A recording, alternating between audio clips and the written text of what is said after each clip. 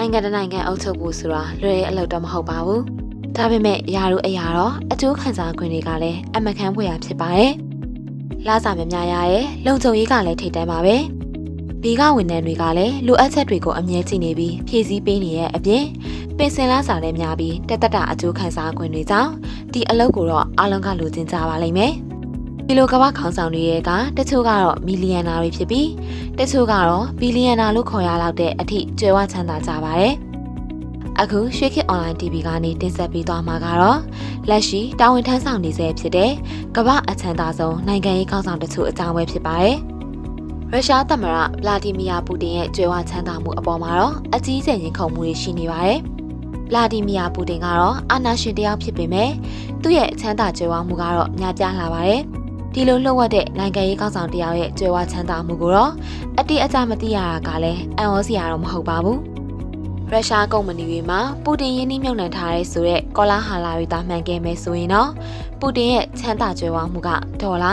40ဘီလီယံကနေဒေါ်လာ200ဘီလီယံအထိရှိနေမှာပါ။ရုရှားသမ္မတကတော့ဒါကိုညှင်းဆိုထားပါတယ်။ဒါတွေကအတင်းဖြစ်တွေပါအတိတ်ပဲမရှိဘူး။ဒီအကြောင်းတွေဆွေးနွေးပြောဆိုဖို့မရှိဘူးလို့သမ္မတက AP သတင်းစာကိုပြောခဲ့ပူပါတယ်။ရုရှားနိုင်ငံကတရားဝင်ထုတ်ပြန်တဲ့သတင်းစာနဲ့အရတော့ပူတင်ရဲ့တစ်နှစ်တာဝင်ငွေကဒေါ်လာ3,86,000မြသာရှိပါတယ်။ထိုင်းနိုင်ငံ2016ခုနှစ်ဖခင်ဘုရင်ကြီးနေရွာဆန်သွားပြီးတဲ့နောက်မှာတော့မဟာဘာကြီးရဲ့လောင်ကွန်ဘုရင်မင်းမြတ်ကနန်းတက်လာခဲ့ပါတယ်။များပြားလာစွာသောအာဏာတွေလက်ဝဲရရှိချိန်မှာတော့ဘုရင်မင်းမြတ်ရဲ့ပိုင်ဆိုင်မှုတွေကိုအပြည့်အဝထိန်းသိမ်းနိုင်ဖို့ထိုင်းအစိုးရက69နှစ်အတွင်းမှာ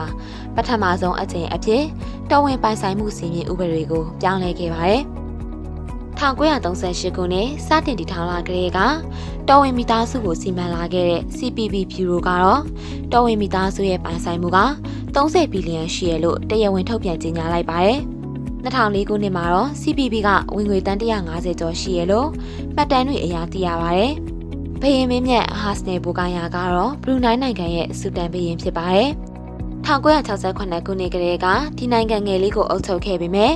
အလွန်အမင်းကျွယ်ဝချမ်းသာမှုကြောင့်ဘုရင်ကြီးကိုတော့လူသိများကြပါတယ်။ဘုရင်ကြီးရဲ့ပိုင်ဆိုင်မှုကတော့အမေရိကန်ဒေါ်လာ20ဘီလီယံဝန်းကျင်ရှိရလို့ပြောဆိုကြပြီးဘုရင်ကြီးကတော့တခြားသူတွေနဲ့မတူပဲပိုင်ဆိုင်မှုတွေကိုခန့်ခန့်နာနာချပြထားပါတယ်။အက်စတာနာနူရဲ့အိုင်မန်နန်တော်ကြီးကတော့ဘုရင်ကြီးနေထိုင်တဲ့နန်တော်ကြီးဖြစ်ပြီးကမ္ဘာတစ်ခုထဲသောအကြီးဆုံးနန်တော်ကြီးဖြစ်ပါတယ်။နန်းတော်ကတော့စတူယန်ပေ2တန်းကျော်ကျယ်ဝန်းပြီးရေချိုးခန်းပေါင်း258ခန်းပါဝင်တဲ့အိမ်ခန်းပေါင်း1988ခန်းရှိပါတယ်။နန်းတော်ကြီးရဲ့တန်ဖိုးကတော့ဒေါ်လာတန်း400ကျော်ပါတယ်။ဒီနန်းတော်ကြီးနဲ့ရှင်ကြည့်လိုက်ရင်တော့ပုပ်ရဟန်းမင်းကြီးရဲ့နန်းတော်ကတဲရင်တသားလေးပါပဲ။ဘုရင်ကြီးမှာတော့ကိုပိုင်ကျက်လျင်948စီနဲ့တန်ဖိုးကြီးကားတွေကိုလည်းစုဆောင်းထားပါသေးတယ်။ဒေါ်လာ989တန်းကနေဒေါ်လာ4ဘီလီယံကြားတန်ဖိုးရှိရဲ့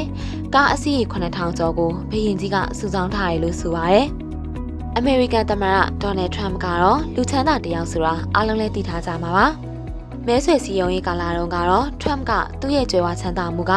ဒေါ်လာ10ဘီလီယံရှိရလို့အတည်ပြုပြောကြားခဲ့ပါတယ်။ဒါပေမဲ့2019ခုနှစ်မှာတော့သူ့ရဲ့ဝင်ငွေ4.5ဘီလီယံကနေ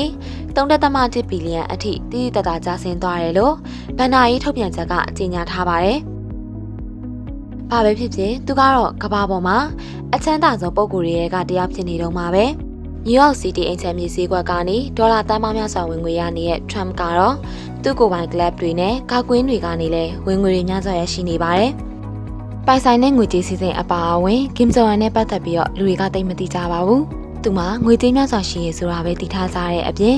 သူကအလွန်အမင်းချမ်းသာတယ်ဆိုတာကိုကမ္ဘာကိုချပြရတာမျိုးလဲနှစ်သက်ပါတယ်။သူ့ရဲ့ပိုင်ဆိုင်မှုက10ဘီလီယံလောက်ရှိနိုင်ပေမဲ့9ဘီလီယံလောက်ပဲကျွဲသွားတယ်လို့ပဲခန့်မှန်းထားကြပြီးဒီပတ်စံတွေကိုကမ္ဘာအရရက်ကဘဏ်တွေမှာလျှို့ဝှက်အကောင့်တွေနဲ့အနှံထားတယ်လို့ပြောကြပါတယ်။ဒီပတ်စံတွေကတရားမဝင်ရထားတဲ့ပတ်စံတွေဖြစ်လို့လျှို့ဝှက်ထားရတယ်လို့ခန့်မှန်းထားကြပါတယ်။ကျွမ်းကျင်သူတချို့ကတော့သူ့ရဲ့ငွေတွေက